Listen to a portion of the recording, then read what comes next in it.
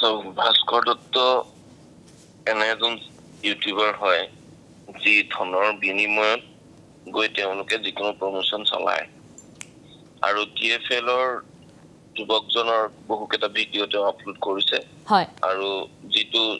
টিএফএলৰ যুৱকজনৰ টিএফএলৰ যিটো গ্ৰুপ আছিল আচলতে সেই গ্ৰুপটোৰ লগত তেওঁ অতি ঘনিষ্ঠ আছিল আৰু তেওঁ নিজকে ভাস্কৰ দত্তই তেওঁ একে উজনি অসমৰ এটা তেওঁলোকৰ চেণ্টিমিটি আমি সাধাৰণতে যিটো কথা কওঁ তেওঁ উজনি অসমৰ দুয়ো আৰু সেই তাৰে তেওঁলোকে আচলতে দেখুৱাই ভাস্কৰ দত্তই আচলতে এক প্ৰকাৰ তেওঁলোকৰ যি বৃহৎ পৰিমাণৰ ধন সেই ধনৰ পৰা তেওঁ আচলতে ধনৰ লোভতহে পৰি তেওঁৰ লগত এটা সম্পৰ্ক ৰক্ষা কৰি চলিছিল গ্ৰীণউড ৰিজৰ্টে হওক বা অন্যান্য স্থানত যিকেইটা অনুষ্ঠান হৈছিল আটাইকেইটা অনুষ্ঠানতে ভাস্কৰ দত্তই গৈ তেওঁলোকৰ সুকীয়াকৈ ৩-৪টাকৈ তেওঁলোকে প্ৰগ্ৰেম কৰিছিল আৰু সেই প্ৰগ্ৰেম কেইটাৰ বিনিময়ত তেওঁলোকে প্ৰতিটো প্ৰগ্ৰেমত আমি আমাৰ হাতত পৰা তথ্য মতে ভাস্কৰ দত্তই ৫০,০০০ টকা প্ৰতিটো প্ৰগ্ৰেমৰ প্ৰতি লৈছিল আৰু সেই পইচাখিনি লোৱাটো ধনখিনি যে লৈছিল এই কথাটো আমি ইতিমধ্যে পূৰ্বে বাতৰি সম্প্ৰচাৰ কৰাৰ পিছতে ইতিমধ্যে ভাস্কৰ দত্তই আকৌ বিভিন্নজন লোকৰ বিৰুদ্ধে ভাবুকি দিয়ে ফেচবুকত ভাবুকি দিছে হোৱাটছএপত ভাবুকি দিছে বিভিন্নজনক আৰু এই টিএফএলৰ যিখিনি টকা এই টকাখিনিত কৰবাত লেনদেনত যে নগদ টকাৰ লেনদেন হৈছে বুলি আমি ক'ব বিচৰা নাই কিন্তু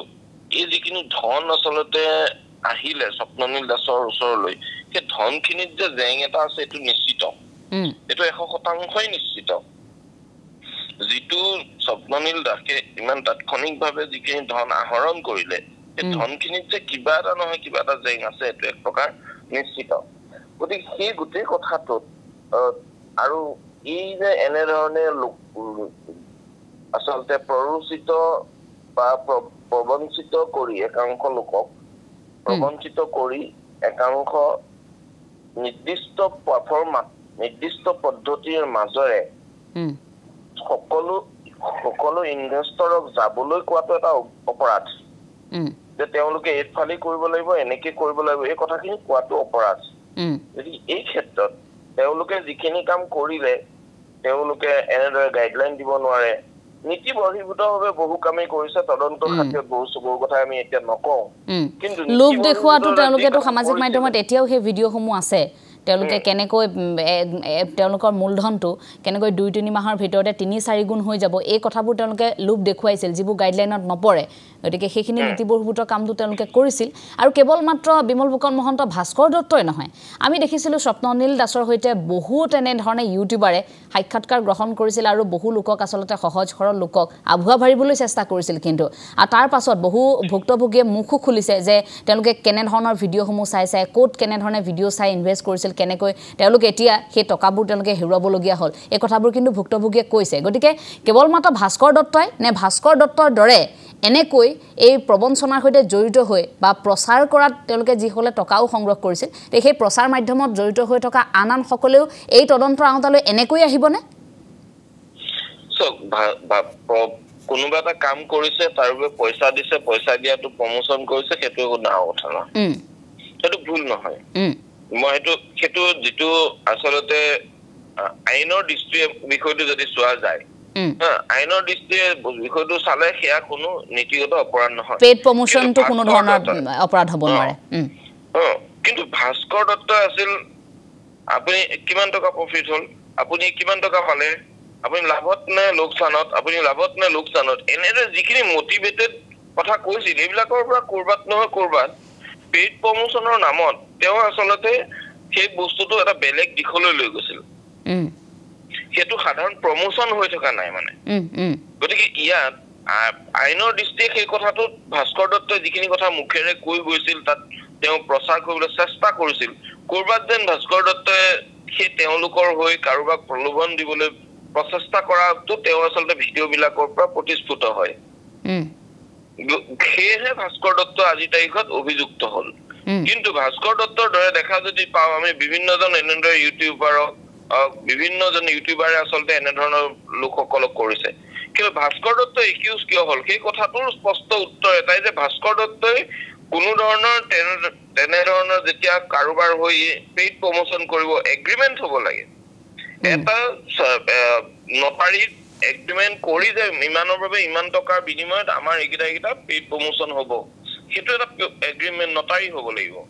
গতিকে সেই চুক্তি নাই ভাস্কৰ দত্তৰ লগত প্ৰথম কথা দ্বিতীয় কথা ভাস্কৰ দত্তই চুক্তিপত্ৰ দেখুৱাব নোৱাৰিলে দ্বিতীয় কথা ভাস্কৰ দত্তই কোৱা কথাবিলাকে প্ৰমাণ কৰে যে কাৰোবাক প্ৰলোভিত কৰা হৈছে কাৰোবাক উচতনি দিয়া হৈছে গতিকে এই কথাবিলাক ভাস্কৰ দত্তৰ সুৰ শব্দত এই কথাবোৰ স্পষ্ট 3 নম্বৰ কথাটো হ'ল যে ভাস্কৰ দত্তৰ বিৰুদ্ধে যেতিয়া অভিযোগ আহিলে ভাস্কৰ দত্তই উলুটা ৰিয়েকশ্যন দি ভাস্কৰ দত্তই স্বপ্ননীল শুদ্ধ স্বপ্ননীল ভুল নহয় বুলি স্বপ্ননীলক গ্ৰেপ্তাৰ কৰাৰ পিছতো ভাস্কৰ দত্তই আৰক্ষীৰ বিৰুদ্ধে আৰক্ষীয়ে কৰা কামৰ বিৰুদ্ধে তেওঁ আচলতে সামাজিক মাধ্যমত যিখিনি ভিডিঅ' আপলোড কৰিলে সেইটো এটা তদন্তত বাধা দিয়াৰ চেষ্টা কৰিছে তদন্তত বাধা দিয়াটো এটা গুৰুতৰ অপৰাধ আৰক্ষীৰ যি অধিকাৰ আছে সেই অধিকাৰৰ বাবে আৰক্ষীক নীতি নিয়ম বান্ধি দিয়া হৈছে সেই নীতি নিয়মৰ মাজে আৰক্ষী যাব কিন্তু তাত আকৌ উলুটা আৰক্ষীয়ে কৰা কাম এটা সংবাদ মাধ্যমে সমালোচনা কৰিছে ভুল হৈছে এইটো বেলেগ কথা কিন্তু সংবাদ মাধ্যমে নকৰি তেওঁ ব্যক্তিগতভাৱে নিজৰ ছ'চিয়েল মিডিয়াত নিজে আচলতে আৰক্ষীয়ে কৰা কাম বা ND24 কৰা বাতৰি এই দুয়োটাই ভুল বুলি প্ৰমাণিত কৰিবলৈ ভাস্কৰ দত্তই যিখিনি চেষ্টা কৰিছিল সেই কথাখিনিয়ে কিন্তু কৰবাত নহয় কৰবাত এনে এটা পৰ্যায়লৈ গুচি গ'ল যে ভাস্কৰ দত্তই যে তেওঁ স্বপ্ননীল দাসক বচাবলৈ এটা তেওঁ ইচ্ছাকৃতভাৱে তেওঁ কিছুমান চেষ্টা অব্যাহত ৰাখিছে এই কথাটো প্ৰমাণিত হৈছিল চতুৰ্থ কথাটো হ'ল যে ভাস্কৰ দত্ত কিয় আজি গ্ৰেপ্তাৰ হ'ব লগা হ'ল ভাস্কৰ দত্তৰ বিৰুদ্ধে ইতিমধ্যে হাতীগাঁও থানাত এজাহাৰ পৰিলে যিজনে এজাহাৰ দিছিল তেওঁ স্বপ্ননীল দাসৰ বিৰুদ্ধে তেওঁক আকৌ ওলোটাই যে মই কেতিয়া প্ৰলোভিত কৰিছিলো মই এনে ধৰণৰ কৰিলো বিভিন্ন ধৰণৰ কথা কৈ আজি কেছ উঠাই ল'বলৈ বুলি ভাবুকি প্ৰদান কৰিছিল যদি কোনোবা এজন ভুক্তভোগী আৰক্ষীৰ ওচৰ চাপে ন্যায় বিচাৰি তেওঁক আকৌ এজাহাৰ উঠাই ল'বলৈ কোৱাৰ অধিকাৰ কোনো লোকৰ নাই কাৰণ আৰক্ষীৰ ওচৰত ন্যায় আৰু সুৰক্ষা বিচাৰিহে মানুহ বহু ভুক্তভোগীক ভাস্কৰ দত্ত এনেকেও কৈছে এতিয়াতো সেইগৰাকী ভুক্তভোগীয়ে নাম কোৱাৰ লগে লগে আমি গম পালো কিন্তু বহু ভুক্তভোগীয়ে ভাস্কৰ দত্তৰ ভয়ত নামো লোৱা নাছিল কাৰণ সেই সকলোকো ভাস্কৰ দত্তই ফোন কৰি কৈছিল যদি ভাস্কৰ দত্তৰ নাম উল্লেখ কৰা হয় তেন্তে তেওঁলোকৰ বিৰুদ্ধে তেওঁ ভয় ভাবুকি তেওঁ যিকোনো ধৰণৰ কাম কৰিব সেই ধৰণে তেওঁলোকক ভাবুকি দিয়া হৈছিল ভাস্কৰ দত্তৰ বিৰুদ্ধে তেনে অভিযোগ বহুত আছে আমি প্ৰত্যক্ষভাৱে আমি কাৰো নাম নলওঁ কিন্তু এই ভাস্কৰ দত্তৰ বিৰুদ্ধে যিখিনি অভিযোগ আছে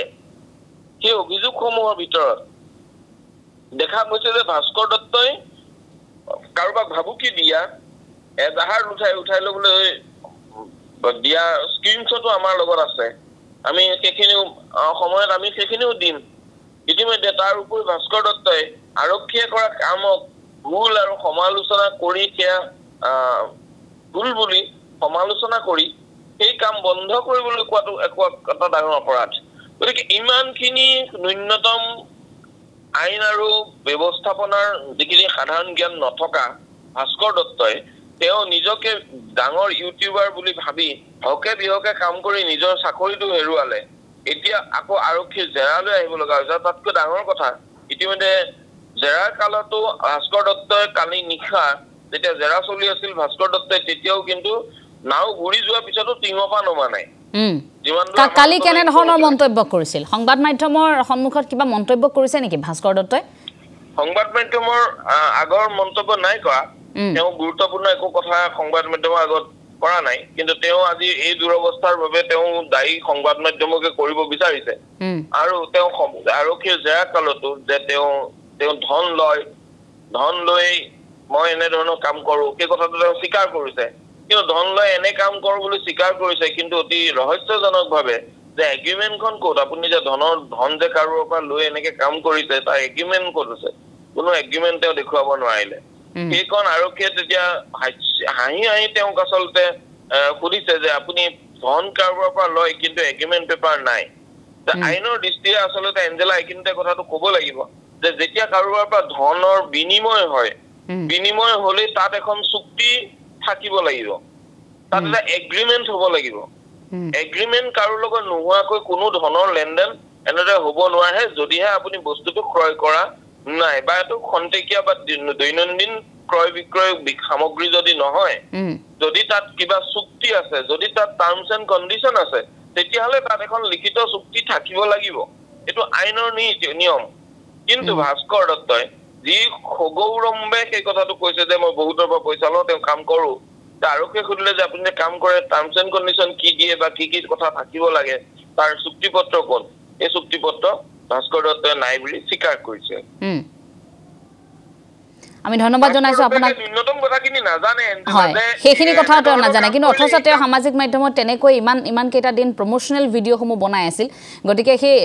বাণিজ্যিকীকৰণৰ ক্ষেত্ৰত যে প্ৰমোশনাল ভিডিঅ'বিলাক পেইড প্ৰমোশন যেতিয়া তেওঁলোকে কৰে তাৰ পাছতো তেওঁলোকে চুক্তি নাৰাখে চুক্তিপত্ৰ তেওঁলোকৰ নাথাকে অথচ তেওঁলোকৰ কোনো ধৰণৰ প্ৰমাণপত্ৰ নাথাকে মুখৰ কথাতে তেওঁলোকৰ গোটেই কাম কাজবোৰ হৈ থাকে আৰু এতিয়া মুখৰ কথাতে তেওঁ লুটিবাগৰ মাৰিব বিচাৰিছে আমি সবিশেষ জনোৱাৰ বাবে আপোনাক ধন্যবাদ জনাইছো আজিৰ দিনটোত নিশ্চয়কৈ আকৌ এবাৰ হয়তো জেৰা চলোৱা হ'ব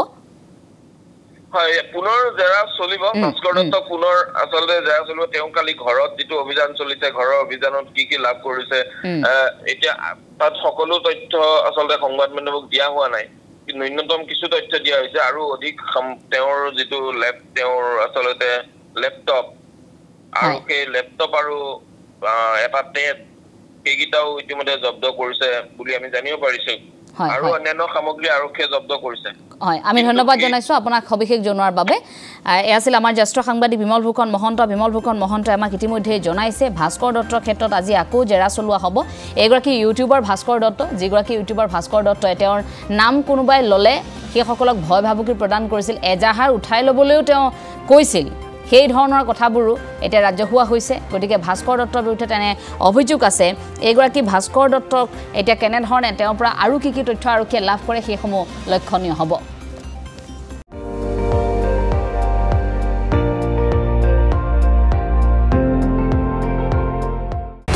আপুনি চাই আছে ND24